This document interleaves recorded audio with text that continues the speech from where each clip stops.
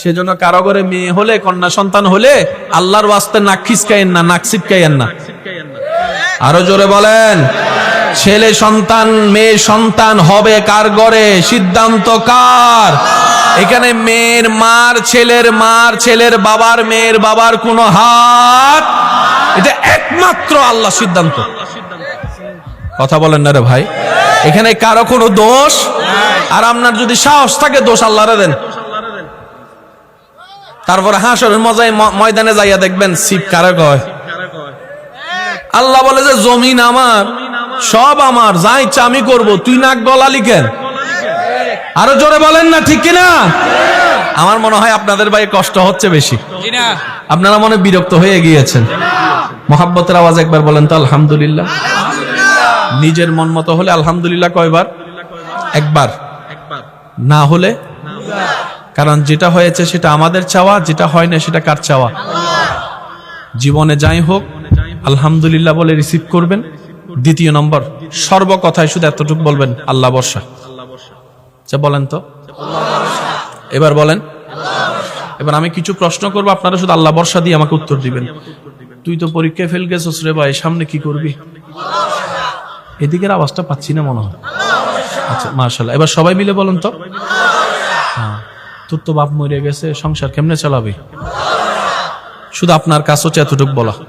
এবার আল্লাহ কি বলছেন দেখেন, কুরআনুল কারীমের সূরা তালাকের ২ নম্বর আয়াতের শেষের অংশ, ৩ নম্বর আয়াতের প্রথম অংশ।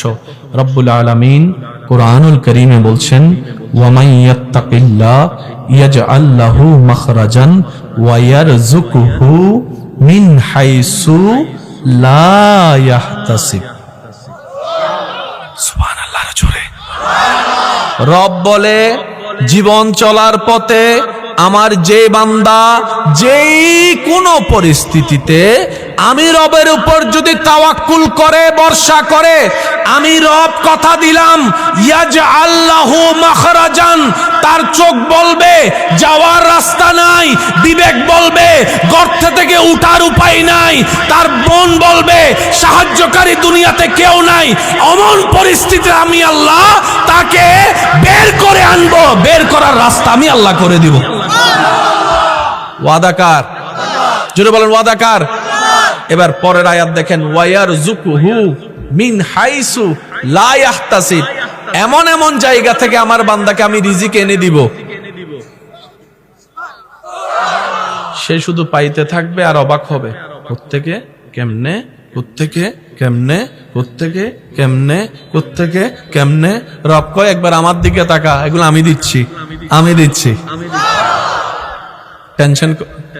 টেনশন করার দরকার বলে না, টেনশন করার দরকার। আচ্ছা, আপনাদের এলাকায় আম গাছ আছে নি? শেষ ভালো যার সব ভালো তার একটু জোরে বলেন, আম গাছ আছে? আম গাছে আপনাদের এলাকায় বছরে কয়বার আম ধরে?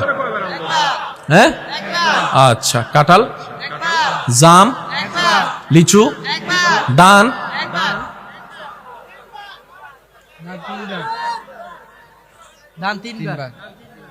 ন্যাচারালি ভাবে 2 বার অথবা 3 বার। এবার আপনারা বলেন, বছরের মধ্যে প্রত্যেকদিন আম খাওয়া লাগে? আম খাইতে হয়, কিন্তু ভাত ডেলি 3 বার, 2 বার 3 বার, 3 বার। আচ্ছা 3 বারটা তোলেন একটু, কে কে 3 বার একটু তুলেন। 3 বারের সংখ্যা বেশি। আরা সিডেঙ্গে মানুষ তো আরা 2 বার, হারা 3 বার জন্য পারি, হারা জোর তো তো রাতে হনরহম সালাম পড়ে নি। ঠিক আছে, আল্লাহ ওনারা আরো 3 বার না 4 বার হাইবার তৌফিক দাও। আমার সিডেঙ্গে হতো বুঝে দের মাইলে ফিরের হতো হতো বুঝি ফেলার। এনে কুমিল্লা হলো তো সিডেঙ্গে বেশি দূরে না, হাসাহাসি আছে, হালকা 19-20 হই ধরে স্বাস্থ্য পাই তো যাত ভাই। একবার বলেন মারহাবা, আরো জোরে বলেন মারহাবা। বান্দার ডেইলি 3 বার দরকার ভাত, আল্লাহ তাআলা জমিনকে সেভাবে হুকুম দিয়েছেন। এবার বলেন, দুপুরে যারা ভাত খেয়েছেন, এই ভাতটা ছিল কোথায়? চাউলে। চাউলটা ছিল কোথায়? বস্তায়। বস্তাটা ছিল কোথায়? দোকানে। দোকানের মধ্যে সে বস্তাটা আসলো কোত্থেকে? মিল থেকে। মিলের মধ্যে আসলো কোত্থেকে? কোন একটা জায়গার ধান থেকে। কোন জায়গার ধান? আপনি হিসাব করে দেখলে দেখবেন রাজশাহীর ধান দুপুর আপনার পেটে। আজকের দিনে আপনাকে খাওয়ানোর জন্য আপনি আজকে ভাবতেছেন সকালে দুপুরে কি খাবো। আপনার রব 6 মাস আগে কৃষককে মাঠে নামাই দিছে, আমার বান্দা দুপুরে ভাত লাগবে অমুক তারিখ, তুই নাই মাজা। এমন একজন রব থাকতে টেনশন কি? বুক ফুলায় চলবেন, বুক ফুলায়। আমাদের টেনশনের কোনো দরকার, কারণ মুসলমানের জীবন দুনিয়াতে শেষ হয় না, মুসলমানের জীবন কবর থেকে মাত্র শুরু হয়। ডান হাত তুলে দেখাই, বলেন ঠিক কিনা? আমাদের শেষ নাই, শুরু শুরু। এসব কি খোলা না বন্ধ? এটা এখন মূলত হচ্ছে খোলা, মূলত বন্ধ। যেদিন কবরে যায় প্রথম চোখ খুলবেন, এটা হবে আসল খোলা।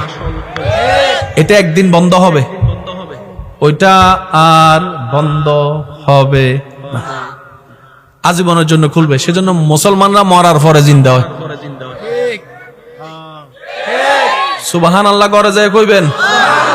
যতজন বান্দা এখানে দাঁড়ায় আছেন সবাই মিলে একবার বুলন্দ আওয়াজে বলেন তো সুবহানাল্লাহ। মুসলমান মরার পরে জিন্দা হয়, অন্যরা জিন্দা থাইকা মরে, তাদেরটা এখানে শেষ, আবাদান আবাদা ওইখানে। মুসলমানরা দুনিয়ার জীবন শেষ করে ইন্তেকালের মাধ্যমে আলমে বারজাখ কবরের জীবন শুরু হয়, প্রশ্ন উত্তর শুরু হয়, প্রশ্নকারী আসে, উত্তরদাতা থাকে, তারপর আবার রবের হুকুমে হাসরে উঠবে, নফসি নফসি স্লোগান হবে, নামাজ রোজা হজ যাকাতের হিসাব হবে, আমলের হিসাব হবে, রবের দয়া হবে, মিজানের পাল্লা বাড়ি হবে, পলসিরা চোখের পলকে পার হবে, জান্নাতের ঘরে ঢুকে যাবে, আর বের হবে না, মরবেও না, আবাদুল আবাদ জিন্দা। আমি কি বুঝাতে পারছি কথা?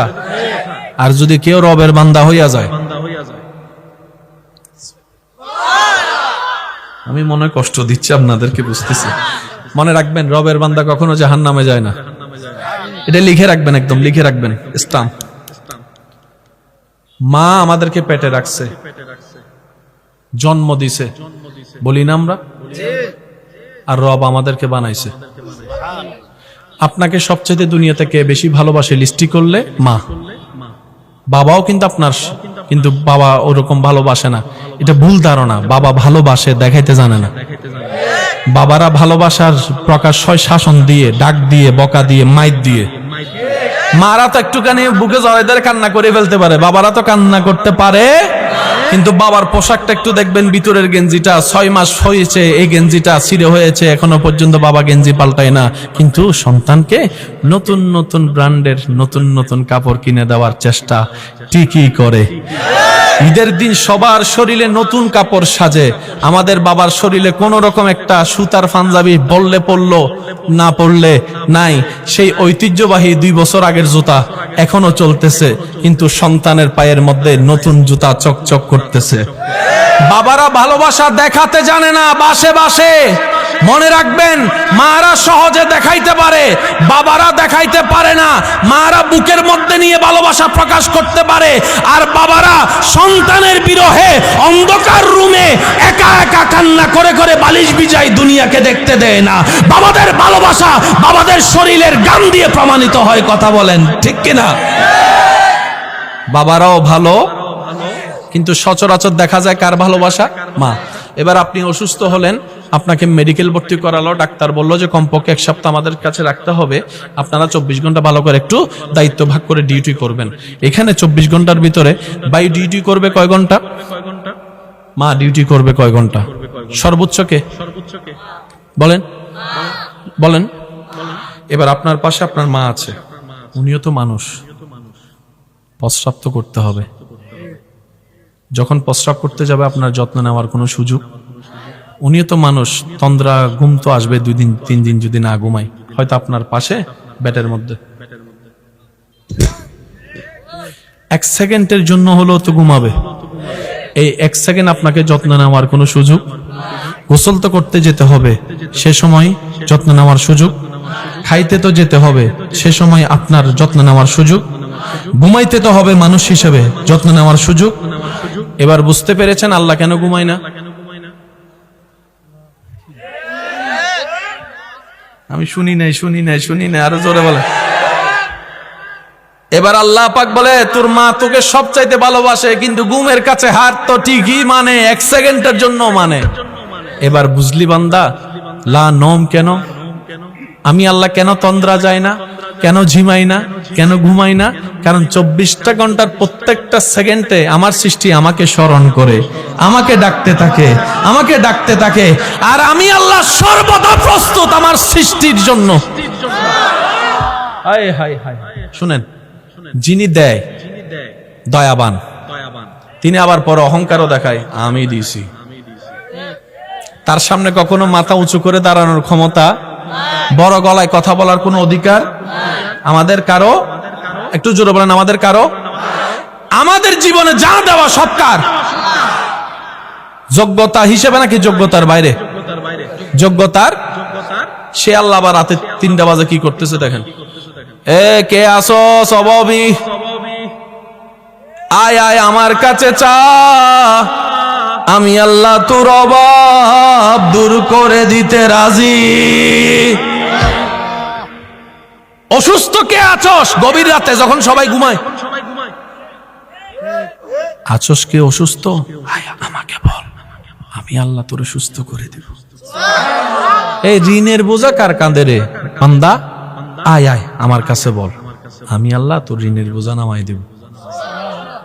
সপ্তাহে একদিন না, প্রত্যেক দিন রাত্রে। এত মহান রব হয়ে আমাদেরকে ডাকতে থাকে, আর আপনি আমি। এবার বলেন, আমরা কি আসলে লাভ বুঝি? সত্যি করে বলেন না ভাই। আজকে এতদিন তো অন্যের দোষ ধরে জীবন কাটাইছেন, সময় কাটাইছেন, অন্তত আজকে এই 2টা মিনিট নিজের দোষ খোঁজার চেষ্টা করেন। পারবেন ইনশাআল্লাহ? আমরা কি আসলে চালাক নাকি গাদা? ইন্নাল হামদুলিল্লাহ ওয়াস সালাতু ওয়াস সালামু আলা রাসূলিল্লাহ ওয়াল হামদুলিল্লাহি রাব্বিল আলামিন ওয়াল আকিবাতু লিল মুত্তাকিন ওয়াস সালাতু আলান নাবিয়্যিল কারীম ওয়া আলা আলিহি ওয়া আসহাবিহি আজমাইন, আম্মা বা'দ। ফাউযু বিল্লাহি মিনাশ শাইতানির রাজীম, বিবারাকাতি বিসমিল্লাহির রহমানির রহিম। ইন্নাল্লাহা ওয়া মালাইকাতাহু ইউসাল্লুনা আলান নবী ইয়া আইয়ুহাল্লাযীনা আমানু সাল্লু আলাইহি ওয়া সাল্লিমু তাসলিমা। আল্লাহুম্মা সাল্লি আলা মাওলানা মুহাম্মদ ওয়া আলা আলি মাওলানা। নবীর উম্মত সবাই দরুদের আওয়াজ জবান খুলে কি আওয়াজে? আল্লাহুম্মা সাল্লি আলা সাইয়্যিদিনা মাওলানা মুহাম্মদ ওয়া আলা আলি সাইয়্যিদিনা মাওলানা।